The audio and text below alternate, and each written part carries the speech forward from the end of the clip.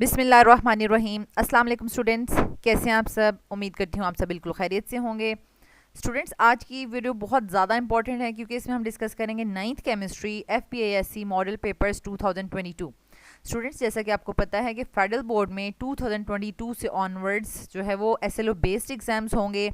That's why 2022 में federal board ने हर subject के लिए 3 मॉडल पेपर्स अपनी वेबसाइट पे अपलोड कर दिए थे और वो मॉडल पेपर्स आपको बहुत एक्यूरेट जो है वो बताते हैं कि किस तरह का पेपर आएगा। ठीक है, SLO बेस्ड एग्ज़ाम्स की वजह से बहुत से स्टूडेंट्स जो हैं, स्पेशली 9th और 10th के स्टूडेंट्स जो हैं, वो परेशान हो जाते हैं कि किस तरह का क्वेश्चन आएगा, बहुत मुश्किल आएगा, हमें नहीं आता होगा या बहुत घुमा फिरा के क्वेश्चंस करेंगे। लेकिन ऐसा कुछ नहीं है। ठीक है, तो ये मॉडल पेपर्स आपको आइडिया देंगे कि किस तरह के पेपर आने वाले हैं। मीन्स के सिंपल भी क्वेश्चंस पूछे जाते हैं। ठीक है, और अगर आपने अपने कैरिकुलम 2006 के अकॉर्डिंगली प्रिपरेशन की हुई है और उसके लिए आपको फेडरल बोर्ड ने नेशनल बुक फाउंडेशन KPK और बलूचिस्तान की बुक्स रिकमेंड की हैं, अगर आपने वो टॉपिक्स अच्छे से प्रिपेयर किए हैं तो आप इजीली जो है वो फुल मार्क्स केमिस्ट्री में ले सकते हैं। ओके स्टूडेंट्स, तो आज की ये वीडियो बहुत इंपॉर्टेंट है, आपने इसको मिस नहीं करना क्योंकि इसमें मैं आपको मॉडल पेपर नंबर 1 जो है वो फुली प्रिपेयर करवाऊंगी। जो है वो आपको ईच एंड एवरी क्वेश्चन का जो है वो अंडरस्टैंड भी करवाऊंगी और आपको बताऊंगी कि आपने लिखना कैसे है। ठीक है, तो सबसे पहले हम सेक्शन A से स्टार्ट करेंगे। बिफोर स्टार्टिंग ऑब्जेक्टिव, सबसे पहले आप ये देख लें कि जैसा कि हर मॉडल पेपर के नीचे जो है वो एक स्पेसिफिकेशन टेबल दिया हुआ है। ठीक है, और ये स्पेसिफिकेशन टेबल जो है वो ये बताता है कि आपके पास यानी चैप्टर 1 में से कितने नॉलेज बेस्ड क्वेश्चंस पूछे गए हैं। ठीक है, अब देखिए मॉडल पेपर नंबर 1 में कोई भी नॉलेज बेस्ड क्वेश्चन नहीं पूछा गया और अंडरस्टैंडिंग बेस्ड जो है वो 4 नंबर के पूछे गए हैं और एप्लीकेशन बेस्ड जो है वो 3 नंबर के पूछे गए हैं। ठीक है, तो अब ये ऐसा नहीं है कि कुछ स्टूडेंट समझ रहे थे कि अब ऐसा होगा कि फाइनल पेपर में भी हमारे पास चैप्टर 1 में से 7 मार्क्स का ही क्वेश्चन आएगा, लेकिन ऐसा नहीं है। ठीक है, ओवरऑल आपके पास जो परसेंटेज है नॉलेज बेस्ड, अंडरस्टैंडिंग और एप्लीकेशन की, वो कांस्टेंट रहनी चाहिए। ठीक है, जैसे कि आपके पास नॉलेज बेस्ड जो है वो 30% होने चाहिए क्वेश्चंस, 50% अंडरस्टैंडिंग बेस्ड और 20% जो है एप्लीकेशन बेस्ड जो है वो क्वेश्चंस होने चाहिए। लेकिन हर चैप्टर में से कितने मार्क्स के क्वेश्चंस आएंगे वो जो है वो आपका अलग अलग होगा। ठीक है, अभी मॉडल पेपर्स में, इन मॉडल पेपर्स में भी डिफरेंट मार्क्स के क्वेश्चंस आए हैं और फाइनल जो पेपर होगा उसमें भी हर सब्जेक्ट की जो है नंबरिंग वो डिफरेंट हो सकती है। ठीक है, और सबसे इंपॉर्टेंट बात आप यहाँ पर नोट करें।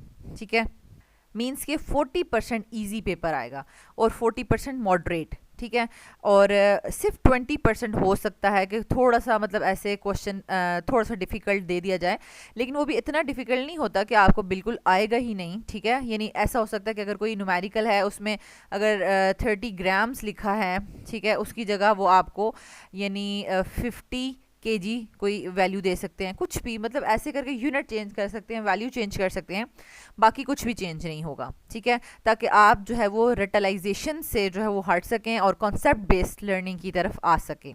ओके, अब नेक्स्ट जो सेकंड मॉडल पेपर है उसका भी आप देख सकते हैं कि अब देखें फर्स्ट चैप्टर में से 11 मार्क्स का क्वेश्चन आया है। ठीक है, और थर्ड मॉडल पेपर में फर्स्ट चैप्टर में से जो है वो 10 मार्क्स के क्वेश्चंस आए हैं। ठीक है, मींस कि अगर आप इनको कंपेयर कर लें तो हर चैप्टर में से कितने मार्क्स का क्वेश्चन आएगा, ठीक है, वो डिफरेंट हो सकता है। ठीक है, तो स्टूडेंट्स यहाँ पर आपने जो है वो मॉडल पेपर्स की जो है वो टेबल ऑफ स्पेसिफिकेशन को अंडरस्टैंड कर लिया है। अब हम मॉडल पेपर नंबर 1 का सेक्शन A डिस्कस करते हैं, ऑब्जेक्टिव। तो स्टूडेंट्स लेट्स स्टार्ट। ये हमारे पास मॉडल पेपर नंबर 1 है। ठीक है, 20 मिनट्स में आपको ये करना है। 12 MCQs होंगे जो आपने सॉल्व करने होंगे। तो स्टूडेंट्स पहले हम इसको सॉल्व कर लेते हैं, फिर एट द एंड में बताऊंगी आपको कि इन 12 ऑब्जेक्टिव्स में से कौन से ऐसे ऑब्जेक्टिव थे कि जो कि आप कह सकते हैं कि SLO बेस्ड जो है बनाए गए थे और थोड़ा सा डिफ़िकल्ट थे। मींस उसमें आपको सोचना पड़ेगा और कॉन्सेप्ट क्लियर होगा ही तो आप कर सकते हैं। ठीक है, बाकी सिंपल होंगे। तो सबसे पहला हमारे पास ऑब्जेक्टिव है, विच one of the following charged ions will be formed by the element of group 2A having electronic configuration. Means कि यहाँ पर आपको दिया हुआ है कि 2A ग्रुप का एलिमेंट था और उसकी इलेक्ट्रॉनिक कन्फिग्रेशन भी गिवन है। ठीक है, जब वो आइंस बनाएगा तो किस किस्म का आइन जो है वो बन सकता है। ठीक है, सबसे पहले तो आप इसकी कन्फिग्रेशन देख लें, इलेक्ट्रॉनिक कन्फिग्रेशन। ये फर्स्ट शेल है, ठीक है, ये सेकंड शेल है और ये लास्ट शेल है, ठीक है, थर्ड शेल। तो अब आपको पता है कि वैलेंस शेल में से ही इलेक्ट्रॉन्स रिमूव होने होते हैं, तो वैलेंस शेल हमारे पास यहाँ पर 3s2। तो ऑक्टेट कंप्लीट करने के लिए या तो 2 इलेक्ट्रॉन्स जो हैं वो लॉस होंगे, ठीक है, या 6 इलेक्ट्रॉन्स जो हैं वो गेन किए जाएंगे। तो 6 इलेक्ट्रॉन गेन करना मुश्किल है, सो ये जो एलिमेंट है 2a ग्रुप का, ये 2 इलेक्ट्रॉन्स लॉस करेगा। तो अब आपको पता है कि इलेक्ट्रॉन लॉस करने से पॉजिटिव साइन आता है, तो इसके ऊपर जो है वो चार्ज आना चाहिए a+2। So the correct option is B। Next question है स्टूडेंट्स हमारे पास, which one of the following pairs of sub shell has the lowest energy as compare to other sub shells. अब एक चीज़ आपने जो है वो सेकंड चैप्टर में पढ़ी है बोहर्स मॉडल ऑफ एटम में, कि जब आपके पास जो शेल्स हैं, ठीक है, आप न्यूक्लियस से दूर जाते जाते हैं और शेल इंक्रीज करता है तो इलेक्ट्रॉन्स हाई एनर्जी पर जाते हैं, ठीक है। ये चीज़ हमने पढ़ी है कि जैसे अगर ये हमारे पास न्यूक्लियस है, ठीक है, ये फर्स्ट शेल है, ये सेकंड शेल है, थर्ड फोर्थ, जैसे जैसे हम यहाँ पर जाएंगे तो वो हाई एनर्जी होती जाएगी, ठीक है, न्यूक्लियस से दूर, और जितना न्यूक्लियस के करीब होंगे तो हमारे पास लो एनर्जी होगी। तो अब ये जो शेल का नंबर इंक्रीज कर रहा है, तो इसमें यहाँ पर n की वैल्यू आपने चेक करनी है, ठीक है।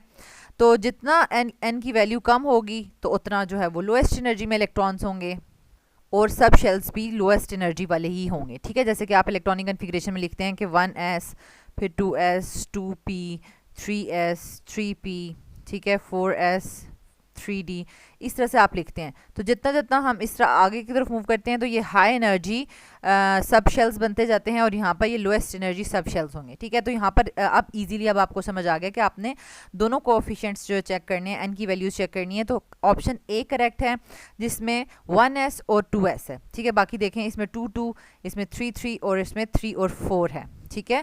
तो सबसे ऐसा सब शेल का पेयर जिसमें लोएस्ट एनर्जी वाले हैं तो वो हमारे पास ए ऑप्शन है, ठीक है, 1s और 2s। तो स्टूडेंट्स यहाँ पर करेक्ट ऑप्शन है ए। तो ये बहुत ज़्यादा डिटेल में आपको अंडरस्टैंड करवाने का क्या मतलब है कि बहुत से स्टूडेंट्स ऐसे होते हैं कि उनको आंसर तो पता होता है, जैसे अब मॉडल पेपर है, मॉडल पेपर तो सॉल्व भी अपलोडेड है वेबसाइट पे, ठीक है, लेकिन उनको ये पता नहीं होता कि इसमें कॉन्सेप्ट क्या चल रहा है, ठीक है, हमें क्या कॉन्सेप्ट होना चाहिए, तो ये जो है वो हमारे पास क्वेश्चन सॉल्व हो सकता है, ठीक है। अब क्वेश्चन नंबर 3 देखें, विच one of the following isotopes is used in nuclear reactors. तो आइसोटोप का टॉपिक बहुत इंपॉर्टेंट है, उसके यूजेस तो बहुत ज़्यादा जो है वो ऑब्जेक्टिव में भी पूछे जाते हैं, और 3 मार्क्स का जो है वो क्वेश्चन भी आ जाता है। तो ये अब आपको जो है वो मेमोराइज करने, ये नॉलेज बेस्ड क्वेश्चंस होते हैं कि अब न्यूक्लियर रिएक्टर्स में कौन से आइसोटोप्स जो हैं यूरेनियम के यूज़ होंगे। सो the correct option is uranium 235, ठीक हो गया। नेक्स्ट है question number 4, how many molecules of oxygen gas contains 1 mole of oxygen gas. ये तो देखें कितना सिंपल है कि अगर 1 मोल ऑफ ऑक्सीजन गैस होगी, ठीक है, तो उसमें मॉलिक्यूल्स कितने होंगे, मॉलिक्यूल्स ऑक्सीजन गैस के कितने होंगे, ठीक है। यहाँ पे भी ऑक्सीजन गैस का पूछा है और यहाँ पे भी ऑक्सीजन गैस का पूछा है, तो इसलिए कोई प्रॉब्लम नहीं है, यानी यहाँ पर भी O2 पूछा है और यहाँ पे भी O2। ऐसा नहीं है कि एक तरफ ऑक्सीजन एटम लिखा हुआ है और एक तरफ ऑक्सीजन गैस लिखा हुआ है, ठीक है। जब भी ऑक्सीजन गैस लिखा होगा तो आपने O2 को कंसिडर करना है, जब ऑक्सीजन एटम लिखा होगा तो आपने ऑक्सीजन को कंसिडर करना है, ओके। तो सिंपली आपने नंबर ऑफ मॉलिक्यूल्स का फॉर्मूला लगाना है, ठीक है। आपको पता है नंबर ऑफ मॉलिक्यूल्स जो हैं वो किसके इक्वल होते हैं, ठीक है, नंबर ऑफ मोल्स, ठीक है, और उनको हमने एवोगैड्रोस के साथ मल्टीप्लाई करना होता है, ठीक है। तो नंबर ऑफ मोल्स उन्होंने कितने दिए हैं यहाँ पर 1, ठीक है, 1 को एवोगैड्रोस से मल्टीप्लाई करेंगे तो हमारे पास क्या आंसर आ जाएगा 6.02 10⁻23। तो यहाँ पर देखें बी ऑप्शन जो है वो करेक्ट है। नेक्स्ट है हमारे पास question number 5, the variable that is kept constant in Charles law is. तो स्टूडेंट्स यहाँ पर देखें चार्ल्स लॉ और बॉयल्स लॉ की डेफिनेशंस तो बहुत ज़्यादा इंपॉर्टेंट हैं, ठीक है, हैं भी बहुत सिंपल, कुछ भी इसमें मुश्किल नहीं है, ठीक है। यानी यहाँ पर आपको सिंपल डेफिनेशन से जो है वो क्वेश्चन पूछा हुआ है। टोटल जो है वो 4 वेरिएबल्स होते हैं हमारे पास, ठीक है, जिनमें से हमें कुछ को कांस्टेंट रखना होता है और कुछ का जो है वो आपस में रिलेशनशिप देखना होता है। टोटल चीज़ें क्या होती हैं, प्रेशर होता है, वॉल्यूम होता है, टेम्परेचर और number of moles of gas, ठीक है। इनमें से अब हम जब चार्ल्स लॉ करते हैं तो चार्ल्स लॉ में हम क्या कहते हैं कि volume is directly proportional to temperature, ठीक है, keeping the pressure and number of moles constant, ठीक है, क्योंकि हम बात करते हैं डेफिनेशन में for a given amount of a gas, ठीक है। अब जब आप एक्सपेरिमेंट कर रहे हैं तो गैस के मॉलिक्यूल्स कांस्टेंट है, वो बार बार चेंज नहीं हो रहे क्योंकि कंटेनर जो है वो क्लोज होता है, ठीक है। तो अब गैस की अमाउंट तो चेंज नहीं होती, लेकिन हमें किस चीज़ को कांस्टेंट रखना है, प्रेशर को कांस्टेंट रखना है। ओके, अब यहाँ पर मैं स्टूडेंट्स को कहती हूँ कि स्टूडेंट्स, अगर आपने चार्ल्स लॉ का इस तरह से देख लिया है कि किन दोनों के दरमियान में रिलेशनशिप है, तो आपको ऑब्वियसली बात है बॉयज़ लॉ का भी आना चाहिए कि बॉयज़ लॉ में क्या होता है कि volume is inversely proportional to pressure. ठीक है, यानी वॉल्यूम ऑफ अ गैस जो है वो इनवर्सली प्रोपोर्शनल टू प्रेशर होता है, कीपिंग द टेम्परेचर कांस्टेंट। ठीक है, नंबर ऑफ मोल्स तो कांस्टेंट है ही हैं, इसमें हमने किस चीज़ को कांस्टेंट रखना है, बॉयल्स लॉ में टेम्परेचर को। तो अब ये दोनों में से कोई भी क्वेश्चन अगर एग्जाम्स में आता है तो आप इजीली कर लेंगे। तो चार्ल्स लॉ में हमारे पास कौन सा ऑप्शन करेक्ट होगा, सी, प्रेशर। नेक्स्ट क्वेश्चन है हमारे पास question number 6, the most dilute solution amongst the following is, सबसे ज़्यादा डाइल्यूट सोल्यूशन कौन सा है। ठीक है, अब ये मोलैरिटी दी हुई है, मोलैरिटी का आपको फॉर्मूला आता है ऑलरेडी। ठीक है, मोलैरिटी क्या होती है, यानी अमाउंट ऑफ जो भी आपके पास सॉल्यूट है ना, सॉल्यूट के मोल्स। ठीक है, यानी मोल्स किस चीज़ के लेंगे, आप जो भी चीज़ हल करना चाहते हैं, जिसका सोल्यूशन बनाना चाहते हैं, ठीक है, उसको आप 1 dm³ में अगर आप डालते हैं तो आपके पास जो है वो मोलर सोल्यूशन आ जाएगा। अब इट मीन्स कि मोल्स इंपॉर्टेंट हैं। अब ये 1 मोलर का क्या मतलब है कि 1 mole of a solute in 1 dm³। ठीक है, और 0.5 मोलैरिटी का क्या मतलब है, इसका मतलब है कि 0.5 मोल्स आपने लिए हैं सॉल्यूट के और उसको आप 1 dm³ में डिसॉल्व करें। ठीक है, तो अब यानी मोलर कहीं पे लिखा होगा तो आपको पता चल जाना चाहिए कि इस मोलर का क्या मतलब होता है। इसका मतलब होता है कि 0.02 मोल्स इन 1 dm³, और इसका मतलब होगा 0.0005 मोल्स इन 1 dm³। ठीक है, तो स्टूडेंट्स यहाँ से आपको इतना तो पता चल गया कि वॉल्यूम जो है सोल्यूशन का वो कांस्टेंट है, 1 dm³ में ही ये सारे सोल्यूशंस बने हुए हैं। लेकिन पहला वाला जो सोल्यूशन है उसमें 1 मोल डाला हुआ है, दूसरे में 0.5 मोल्स डले हुए हैं, फिर तीसरे में 0.02 मोल्स और फिर 0.0005 मोल्स। ठीक है, यानी जिसमें जितना कम सॉल्यूट होगा, जिस सोल्यूशन में जितना कम सॉल्यूट होगा उतना ही वो डाइल्यूट होगा। ठीक है, और जितना ज़्यादा सॉल्यूट डालेंगे उतनी ही वो सोल्यूशन क्या बनता जाएगा, कंसनट्रेटेड। ठीक है, आपको दो टर्म्स आनी चाहिए, यानी डाइल्यूट और कंसनट्रेटेड। ठीक है, कंसनट्रेटेड आपको नाम से ही पता चल रहा है ना, कंसनट्रेटेड बहुत ज़्यादा अमाउंट होनी चाहिए सॉल्यूट की। तो अब यहाँ देखने से अब आपको पता चल जाएगा कि कौन सा सोल्यूशन डाइल्यूट है जिसमें बहुत कम अमाउंट है, यानी 0.0005 मोल्स 1 dm³ में होंगे तो वो सोल्यूशन बहुत ही डाइल्यूट होगा। Okay, so the correct option is D. Next आ जाता है हमारे पास question number 7, the pressure cooker works on the principle of relationship of boiling point with. अब यहाँ पर देखें, बेसिकली बॉइलिंग पॉइंट का टॉपिक बड़ा इंपॉर्टेंट है एग्जाम्स के लिए, क्योंकि उसमें से शॉर्ट क्वेश्चन भी आते हैं और ऑब्जेक्टिव भी पूछा जाता है। क्योंकि बॉइलिंग पॉइंट की डेफिनेशन आपको आती है ऑलरेडी। ठीक है, यानी कोई भी लिक्विड तब बॉयल करेगा जब उसका आपके पास जो वेपर प्रेशर ऑफ लिक्विड है, ठीक है, वो किसके बराबर हो जाएगा, एक्सटर्नल एटमॉस्फेरिक प्रेशर के। ठीक है, एक्सटर्नल एटमॉस्फेरिक प्रेशर के बराबर हो जाएगा तो वो लिक्विड बॉयल करने लग जाएगा। तो इट मीन्स के हमारे पास यहाँ पर बॉइलिंग पॉइंट यानी फिर बॉइलिंग पॉइंट आ जाएगा। यानी बॉइलिंग पॉइंट बेसिकली जो है वो किस चीज़ पे डिपेंड कर रहा है, एक्सटर्नल एटमॉस्फेरिक प्रेशर पे। एक्सटर्नल एटमॉस्फेरिक प्रेशर कम होगा तो चीज़ जल्दी बॉयल हो जाती है। ठीक है, अगर ज़्यादा होगा, जैसे कि प्रेशर कुकर में हम जो है, अगर हम यहाँ पे देखें, अगर हम प्रेशर कुकर जो है उसके ऊपर हमने जो लिड रखा होता है, ठीक है, उसके ऊपर हमने नॉब लगाई होती है। ठीक है, एक्स्ट्रा सी नॉब लगाई होती है और वो जो है वो ज़्यादा प्रेशर एग्जर्ट कर रही होती है। ठीक है, तो वो 2 atm के बराबर प्रेशर एग्जर्ट कर रही होती है। तो इसकी वजह से यहाँ से हमें बात पता चली कि हम जब प्रेशर कुकर में कोई चीज़ बॉयल करेंगे तो वो 100 डिग्री सेंटीग्रेड पे वाटर बॉयल नहीं होगा, बल्कि 120 पे जाके बॉयल होगा, क्योंकि बाहर का एक्सटर्नल प्रेशर हमने बढ़ा दिया। ठीक है, उसको टाइटली बंद करके उसकी लिड को, ठीक है, प्रेशर कुकर की लिड को टाइटली बंद करके उसके ऊपर नॉब हमने रख दी है। ठीक है, और अब जो है वो अंदर प्रेशर बिल्ड हो ही जा रहा है। ठीक है, लेकिन अंदर प्रेशर कितना बिल्ड होगा, 2 atm अंदर बिल्ड होगा।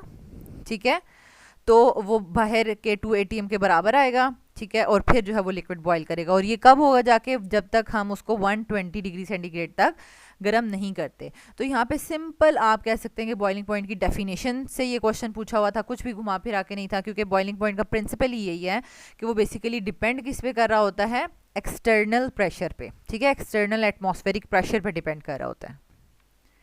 नेक्स्ट हमारे पास आ जाता है question number 8। 17 grams of ammonia is dissolved in 1 dm cube of solution, it's molarity will be. तो स्टूडेंट्स अभी हमने जो है वो मोलैरिटी का फॉर्मूला डिस्कस किया था। मोलैरिटी होती क्या है?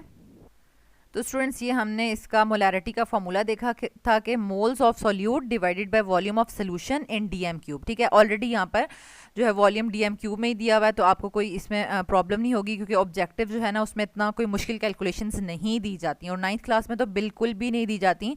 जो सिंपल हल हो जाता है ना वो क्वेश्चन दिए जाते हैं, क्योंकि 9th क्लास के स्टूडेंट्स अभी जो है वो बहुत ज़्यादा उनके पास ये वाला नॉलेज नहीं है केमिस्ट्री का। अभी उन्होंने जो है वो केमिस्ट्री को अंडरस्टैंड करना शुरू किया है, ठीक है।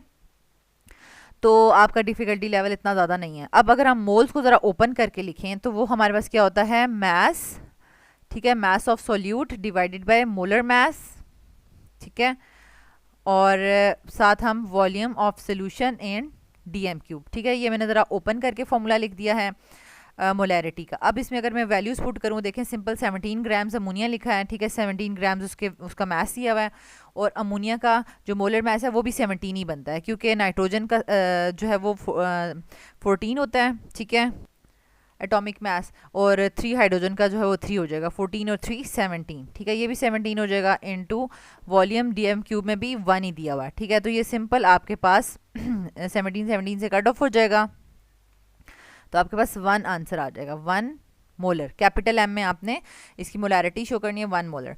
तो अब यहाँ पर जो है वो करेक्ट ऑप्शन है ए। तो स्टूडेंट्स अब ये देखें कितना इंपॉर्टेंट है, हम जब ऑब्जेक्टिव कर रहे हैं तो हमने डिटेल में मोलैरिटी के न्यूमेरिकल्स भी जो है वो अंडरस्टैंड कर लिए कि अगर हमारे पास 3 नंबर का क्वेश्चन आ जाता है शॉर्ट में तो भी आप मोलैरिटी के न्यूमेरिकल्स कर लेंगे ईजीली। तो यहाँ पर इसका करेक्ट ऑप्शन है ए। नेक्स्ट हमारे पास क्वेश्चन है question number 9। In H2S the oxidation state of sulphur is. तो अब इसकी ऑक्सीडेशन स्टेट के पूरे रूल्स हैं, जिसकी मैंने वीडियो अलग से बनाई हुई है, 5 to 10 मिनट्स की वीडियो है, वो आपने ज़रूर देखनी है, उसका लिंक डिस्क्रिप्शन में दिया हुआ है, उसको जाके आपने ज़रूर देखना है, ठीक है। लेकिन यहाँ पर भी मैं आपको फाइंड आउट करना बताऊँगी, ठीक है। लेकिन पूरे प्रॉपर रूल्स अगर आपने देखना चाहते हैं, किसी स्टूडेंट का बिल्कुल भी बेस नहीं बनी हुई, तो वो वहाँ से देख सकते हैं, ठीक है। तो यहाँ पर देखें H2S में ऑक्सीडेशन स्टेट सल्फर की फाइंड आउट करनी है। तो आप इसको सिंपली, क्योंकि अभी आप ऑक्सीडेशन स्टेट जो है वो फाइंड आउट करना सीख रहे हैं, ठीक है, हाइड्रोजन सल्फाइड के ऊपर आपको कोई चार्ज नज़र नहीं आ रहा, तो इसको आप इक्वल्स टू 0 लगा दें, ठीक है। हाइड्रोजन फर्स्ट ग्रुप में है, तो हाइड्रोजन की जो है वो हम अगर मेटल्स के साथ हाइड्रोजन का बॉन्ड बना होगा तो वो -1 उसकी ऑक्सीडेशन स्टेट आ सकती है, ठीक है, उसको हम कहते हैं मेटल हाइड्राइड्स। लेकिन उसके अलावा हाइड्रोजन की हमेशा +1 ऑक्सीडेशन स्टेट हुआ करेगी। तो देखें एक हाइड्रोजन की +1 है, इसको 2 से मल्टीप्लाई करेंगे, प्लस सल्फ़र की हमें नहीं पता, ठीक है, सल्फ़र की हम फाइंड आउट कर रहे हैं, तो हम अननोन लिख देते हैं, ठीक है, इस तरीके से। तो अब आप जैसे इक्वेशन सॉल्व करते हैं, ठीक है, 2 1 2 इज इक्वल्स टू 0। अब x की वैल्यू निकालनी है तो क्या आ जाएगी, 0 -2 और यहाँ पर -2। अब सल्फर की ऑक्सीडेशन स्टेट जो है वो -2 है, so the correct option is D. और इसी तरीके से अब आपको कुछ और भी दिया जा सकता है, जैसे कि कहा जा सकता है वाटर की बता दें, H2CO3 में कार्बन की बता दें, कोई भी और दे दिया जाए, आपको मेथड आ गया है, अब आपको ऑक्सीडेशन स्टेट फाइंड आउट करनी आनी चाहिए, ओके। नेक्स्ट आपके पास आ जाता है question number 10। The compound having hydrogen bonding among it's molecule is. अब हाइड्रोजन बॉन्डिंग किस में होती है? अब ये बड़ा इंपॉर्टेंट क्वेश्चन है, ठीक है, इसमें बहुत से स्टूडेंट्स जो है हम कंफ्यूज हो जाते हैं। हाइड्रोजन बॉन्डिंग के लिए 2 जो है कंडीशंस बड़ी इंपॉर्टेंट है। एक है कि हाईली इलेक्ट्रोनेगेटिव एटम होने चाहिए, जो कि आपके पास 3 होते हैं, ठीक है, मीन्स के नाइट्रोजन, ऑक्सीजन और फ्लोरीन। फ्लोरीन की सबसे ज़्यादा इलेक्ट्रोनेगेटिविटी होती है, ठीक है, उससे कम ऑक्सीजन, उससे कम नाइट्रोजन, और यही 3 जो है वो हाइड्रोजन बॉन्डिंग शो करते हैं, ठीक है। अगर ये 3 एटम्स हैं तो ये मॉलिक्यूल जो है वो हाइड्रोजन बॉन्डिंग शो कर सकता है। अब आप यहाँ पर देखें कि ऑक्सीजन तो सिर्फ इन दोनों में है, ठीक है, इन दोनों में तो है ही नहीं, इट मीन्स के बी और डी में से कोई ऑप्शन करेक्ट होगा। और सेकंड जो है हाइड्रोजन बॉन्डिंग की जो कंडीशन है वो ये है कि इलेक्ट्रोपॉजिटिव हाइड्रोजन एटम भी होना चाहिए, ठीक है, पार्शियल पॉजिटिव हाइड्रोजन एटम भी होना चाहिए। तो ये पार्शियल पॉजिटिव हाइड्रोजन एटम जो है जब किसी इलेक्ट्रोनेगेटिव एटम के साथ अटैच होगा तो ही इसके ऊपर ये पार्शियल पॉजिटिव साइन आता है। ठीक है, तो अब हम यहाँ पर देख लेते हैं कि यहाँ पर ऑक्सीजन जो है वो मेटल के साथ अटैच है। इसका मतलब है कि ये जो है वो मॉलिक्यूल मैग्नीशियम ऑक्साइड जो है वो हाइड्रोजन बॉन्डिंग शो नहीं कर सकता। इस ऑक्सीजन के साथ हाइड्रोजन अटैच है जो कि पार्शियल पॉजिटिव हाइड्रोजन एटम है, दैट्स वाई वाटर जो है वो हाइड्रोजन बॉन्डिंग शो करेगा। तो यहाँ से देखें, आपको हाइड्रोजन बॉन्डिंग की डेफिनेशन मैंने आपको समझा दी है कि हाइड्रोजन बॉन्डिंग जो है उसी मॉलिक्यूल में होगी जिसमें हाईली इलेक्ट्रोनेगेटिव एटम्स होंगे जो कि क्या हो सकते हैं, ऑक्सीजन, नाइट्रोजन या फिर फ्लोरीन। ठीक है, और उसके साथ साथ पार्शियल पॉजिटिव हाइड्रोजन एटम भी होना चाहिए। ठीक है, तो ये आपको डेफिनेशन भी आ गई है। नेक्स्ट आपके पास है सेकंड लास्ट क्वेश्चन जो है 11th, metallic character increases down the group which one of the following is metallic. अब आपको ये जो फर्स्ट ग्रुप है उसके मेंबर्स के नाम जो है वो आने चाहिए। तो फर्स्ट मेंबर जो है वो फर्स्ट ग्रुप के एलिमेंट्स तो बड़े इजीली स्टूडेंट्स ने याद किए होते हैं। हाली ने की रब से फरियाद। ठीक है, ये जुमला याद रखते हैं। तो हाली HLI, ठीक है, हाली ने की रब से फरियाद। ठीक है, यानी hydrogen, lithium, sodium, potassium, rubidium, caesium and francium. ठीक है, तो अब आपकी जो यहाँ पर फ्रेंसियम तो दिया नहीं हुआ ऑप्शंस में। ठीक है, तो सबसे ज़्यादा डाउन पे कौन सी मेटल प्रेजेंट है, सीजियम। तो यही सबसे ज़्यादा इलेक्ट्रो पॉजिटिव मेटल है क्योंकि साइज इसका सबसे ज़्यादा बड़ा हो गया और आउटर मोस्ट इलेक्ट्रॉन ईजिली ये जो है वो निकाल सकती है as compare to other metals जिनका साइज छोटा है, तो वो अपने इलेक्ट्रॉन्स इजीली लॉस नहीं करती। ठीक है, तो यहाँ पर देखें सीजियम जो है वो सबसे एंड पे प्रेजेंट है। So the correct option is B. Next last objective. ठीक है, लास्ट ऑब्जेक्टिव है आपके पास the most electronegative element in group 7th A। तो ऑलरेडी अभी मैंने आपको जब हाइड्रोजन बॉन्डिंग का टॉपिक समझाया तो उसमें मैंने आपको बता दिया था कि ऑक्सीजन, नाइट्रोजन, ऑक्सीजन और फ्लोरीन में सबसे ज़्यादा इलेक्ट्रोनेगेटिव जो है वो फ्लोरीन है और पूरे पीरियोडिक टेबल में भी फ्लोरीन ही सबसे ज़्यादा इलेक्ट्रोनेगेटिव है। ठीक है, तो यहाँ पर भी देखें आप जो है वो आपने 4th चैप्टर में इलेक्ट्रोनेगेटिविटी का जो है वो डेफिनेशन और उसके ट्रेंड पढ़े हुए हैं। ठीक है, तो उसमें आपको बताया जाता है कि fluorine is the most electronegative in the periodic table और उसकी वैल्यू 4 होती है। ठीक है, पॉलिंग स्केल में इसको मेजर करते हैं और उसकी वैल्यू 4 होती है, बाकियों की जैसे 3.9, 3.8, 3 इस तरह कम होती जाती है। ठीक है, so the correct option is a. Means कि इसमें कुछ भी मुश्किल नहीं था, ये सिंपल सा क्वेश्चन था। तो स्टूडेंट्स यहाँ पर हमने डिटेल से सारे क्वेश्चंस डिस्कस किए हैं। अब ऐसा है कि 9th केमिस्ट्री का बहुत ज़्यादा डिटेल्ड लेक्चर्स अपलोडेड नहीं है, दैट्स वाई अब मैं आपको मॉडल पेपर्स और पास्ट पेपर्स बहुत डिटेल में करवाऊंगी ताकि जब भी हम कोई ऑब्जेक्टिव डिस्कस करें या शॉर्ट आंसर डिस्कस करें तो हम उसको कंप्लीट डिटेल में डिस्कस कर लें, ताकि अगर वही क्वेश्चन एज इट इज़ उठाकर एग्जाम्स में पूछा जाता है तो आपका कॉन्सेप्ट भी क्लियर हो और आप उसे जो है वो कम्प्लीटली जो है वो अटेम्प्ट भी कर सकें और आपके फुल मार्क्स आ जाएँ। Okay students, thank you so much for watching this video. अगर आपको ये वीडियो अच्छी लगी है तो आप इसको ज़रूर लाइक करें, चैनल के बटन को सब्सक्राइब करें और बेल के आइकन को ज़रूर प्रेस कर दें ताकि न्यू आने वाले लेक्चर्स का नोटिफिकेशन आपको मिलता रहे। And don't forget to share it with other students. अल्लाह ताला आपको बहुत आसानियाँ अता फरमाएँ और आसानियाँ तकसीम करने का शर्फ अता फरमाएँ। आमीन।